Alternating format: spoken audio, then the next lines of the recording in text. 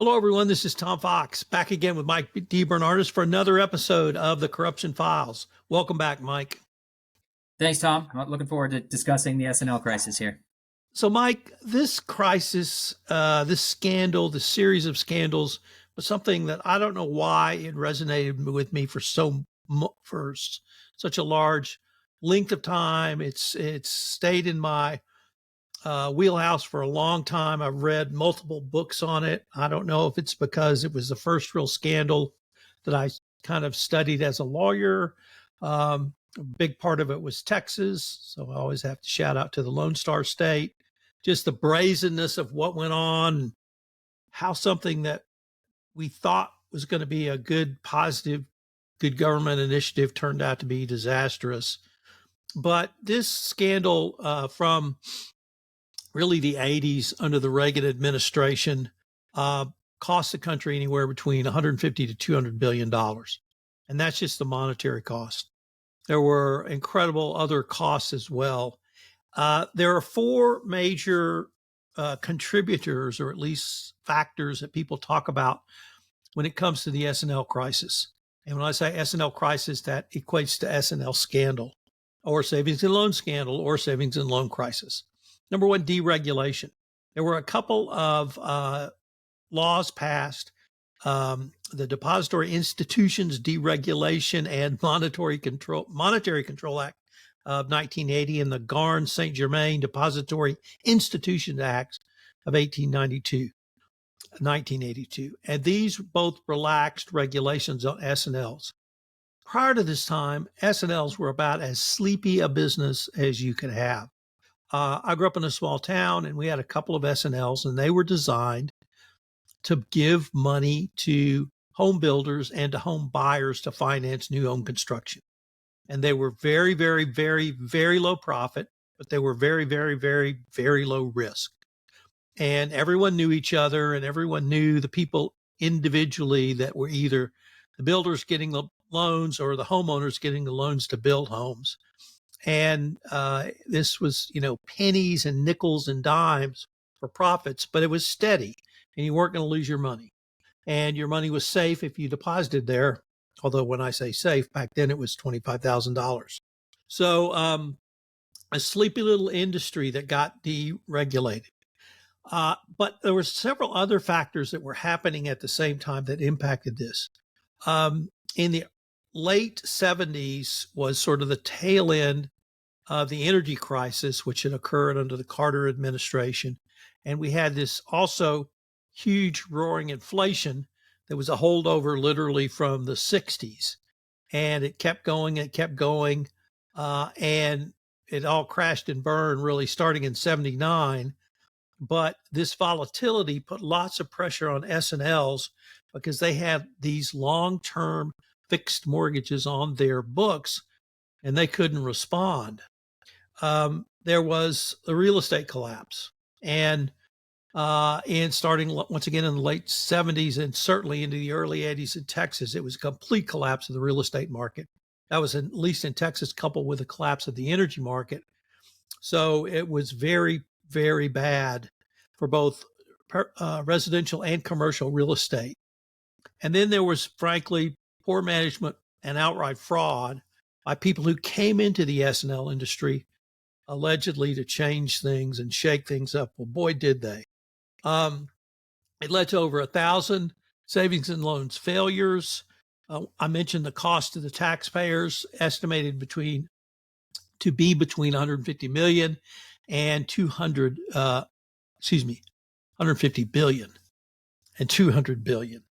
And then it led to actually significant regulatory changes because they had to reinstitute laws such as the Federal Institution Reform, Recovery, and Enforcement Act.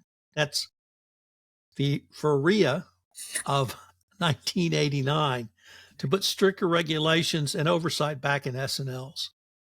And what had happened, Mike, was basically the S&Ls were, of course, guaranteed by the federal government, and they were just seen as piggy banks by these fraudsters. And there's a large number of them. I'm going to talk about some of the more memorable ones in a moment. But this entire collapse aided and abetted the recession from the really throughout the 80s and into what we now call the Bush recession of the late 80s, the falling real estate values. And I had forgotten that unemployment had actually gone up to 7% at one point. That's insane even today. The pressure on the U.S. government and the budget really took fore, and there was something called zero growth, or where people really wanted to put zero growth around the federal budget, largely because the money the federal government had to pay out in result of the savings and loan crisis, tightening of credit, a clear erosion of public trust as well. There were several notable scandals. Probably the biggest one most people remember is the Lincoln savings and loan scandal out of California involving a fellow named Charles Keating and the Keating Five.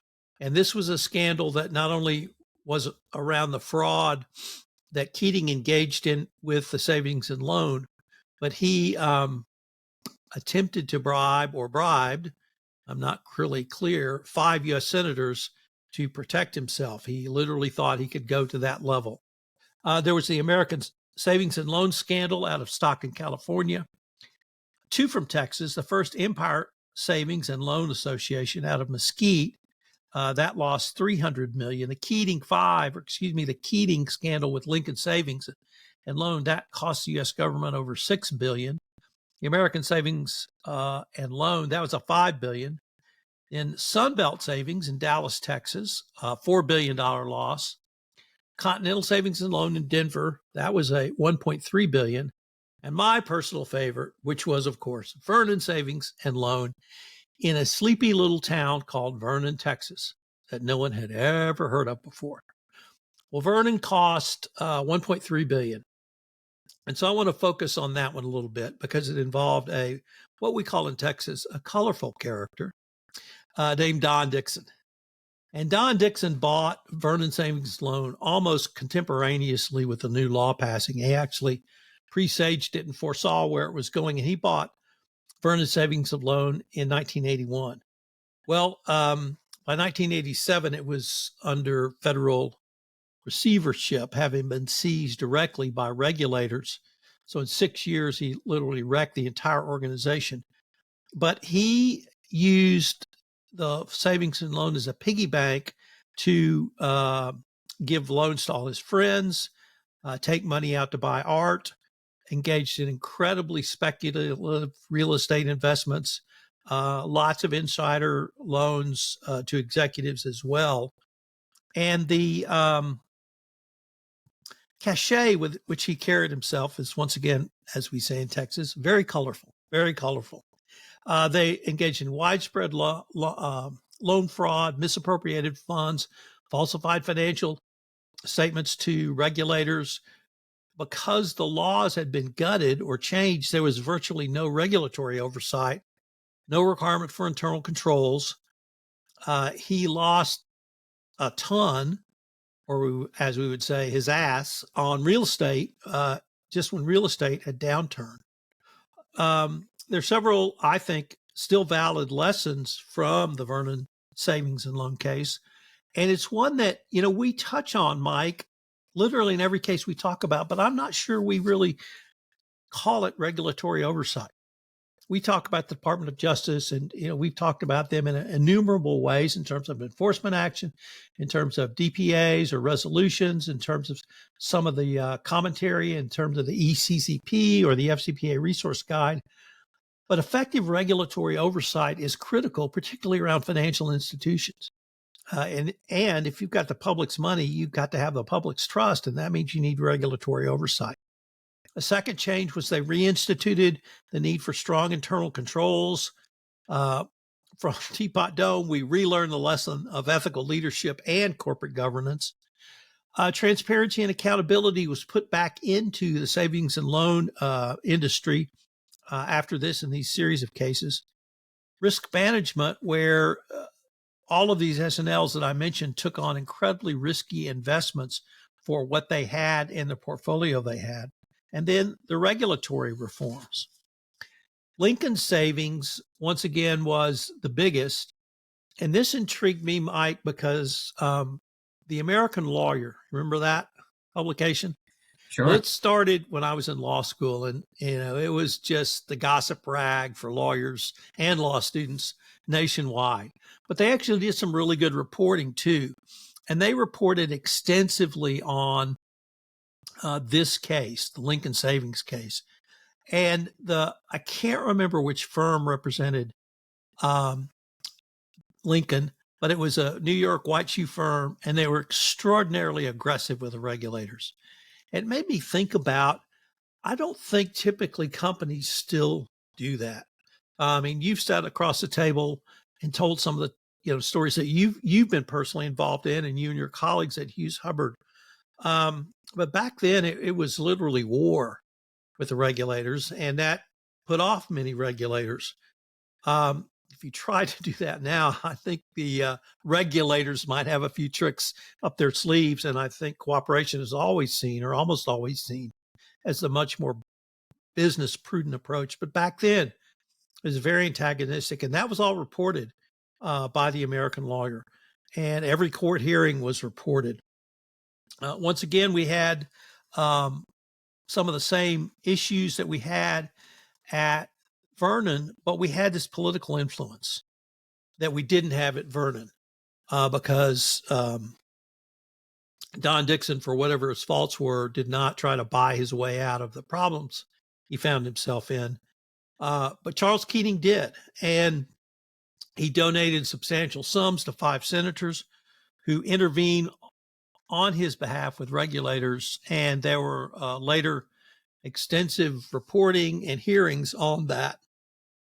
So that was another area that the Keating used to try to get out of his imbroglio that he found himself in. And that was one real difference, as I said, from the Vernon savings and loan case. I should have said this when I was talking about Vernon. As interesting as all of that was, the trials of the Vernon executives were equally interesting because Don Dixon and his 2 lieutenants were all tried. The first 2 were the lieutenants, and everybody was found guilty, and they got 30 years each in federal prison. And that caught a lot of people's attention, It's a big number. It's a big number. Well, Don Dixon goes to trial, and the judge, he waives jury and goes in front of the judge, and the judge gives him 5 years. Wow. And the judge excoriates the federal government for laying the underlying predicate that we've talked about so far, leading to allowing Dixon to basically run it as a piggy bank. And the guy was a well-liked, well-respected federal judge, but he wasn't having any of it. He said, yeah, you violated the law, but I'm going to slap your little wrist right here. And he did. So that got a lot of people's attention, where the president gets 30 years and the CEO gets 5 years when they were equally liable. So go figure. But there were lots of changes in the regulatory environment out of this. I mentioned this Fiera law. There was also new regulatory agencies, Office of Thrift Supervision. There were obviously tighter restrictions. There were increased deposit insurance premiums. So that's where the banks actually have to buy from the FDIC. There was, I think, some important lessons learned around regulations that still resonate today. And one is the danger of deregulation. And certainly that's something that a lot of people want. And in U.S. public companies, meaning those owned by shareholders in the stock market, I think that you should probably be more considered about doing deregulation. But when it comes to financial institutions, I think that's an area that has to have strong regulation, and deregulation can lend itself to some of the abuses we saw from the S&L crisis. The forefront, or moving to the forefront of prudent risk management in the financial industry. As I said earlier, the S&L industry was very sleepy in the 60s and 70s. And because of the parameters of what you could do, it essentially set your risk management. Well, risk management for financial institutions came to the fore through this crisis, and it continues today as well. The separation of banking and commerce. This is now has been a big topic of discussion, of course, with the financial crisis back in '08, and what's the right blend for that. And then there was a couple of interesting lessons I saw in M&A in the banking world. There was a huge consolidation after this crisis, and banks had to do more due diligence on not simply the balance sheet, but things like the risk tolerance and risk philosophy. You needed to have regional diversification because these banks in Texas that were tied up in Texas real estate, they got killed. The capital requirements and capital contributions of any banks you're looking at, and then culture. I'm not sure they had ever looked at culture before. So really all of these compliance outflows from a crisis that was largely a bunch of scam artists who found piggy banks backed by the federal government, milking them as long as they could till they got caught. But it's still a fascinating character study to me. And I hope we will continue to, at least the lessons will at least continue to resonate if we don't have to relearn them again. Yeah, it's really, it is interesting. And it was interesting for me to kind of go back and study this a little bit. A couple things stood out to me. One is obviously, I think you mentioned this at the top, which is deregulation. And this is sort of the, poster child for the types of issues that can happen when you go a little bit too far in the deregulation camp. The second thing was, when you compared this to some other crises or scandals, whether it be something like Enron, a big corporate scandal, or something like the housing crisis with the mortgage-backed securities from around '08. Those were highly complex financial transactions, highly complex situations where you can see how it got missed, right? Here, the fundamental problem and that where this snowball started building was that the business plan for the S&Ls seemed to be we will take in deposits and pay interest rates on those, and we're gonna issue. I think almost all of their loans were mortgages, long fixed term mortgages. Right. Did nobody ask the question, what happens if interest rates go up? Because it's the absolute simplest thing. And then interest rates not only went up, they went way up. And these S&Ls were left, basically stuck with these low fixed fee mortgage rates, but paying higher interest rates to get the money in. So that initial problem was such an easy thing to identify. It's very hard to see how that was missed. But then the sort of solution to that being, let's just let people come in and make riskier loans. It sort of boggles the mind in some ways in terms of how that was the ultimate solution. And it did, reading it did read a bit like the Wild West. And I'm not just saying that because of the stuff happened in California and Texas, at least the scandals that you discussed specifically. But it was people who had really no background in these things coming in, seeing this opportunity to just milk it dry. And that's exactly what they did. But unlike some of those other scandals, this one just seemed like it would have been easy to identify and really right off the bat. And something was missed early on here. And the question you posed, I think, was along the line of, did anyone think about interest rates? Was it 2017, 2018, 2019, where that same question was asked, if not by us, by a lot of other people? It just, we don't learn. So lots of characters in this one, much more systemic than some of the other cases we've looked at, which largely turned on one set of facts or one company. or kind of one area of scandal. And so it's continued to fascinate me, and it probably will always continue to fascinate me. And I just hope we don't forget the lessons we learned last time around. Yeah, there's lessons. Look, there's those same lessons from a sort of macroeconomic perspective can be applied at the company level. Frankly, when we talk about deregulation, I often have clients coming and saying, we got to take some of these controls off the business. They need to be left to be able to do what they, to do their jobs, and they're spending too much time complying with various rules and regulations we're imposing on them. And I think, much like regulations, there's a sweet spot, right? Because complete deregulation, completely taking controls out of place in a company can land you into some sticky places, but too much regulation can really stifle the business. So it's a matter, I think, for both politicians and compliance officers finding that sweet spot. Well, Mike, I can't wait to see what we come up with next time. Thanks a lot, Tom.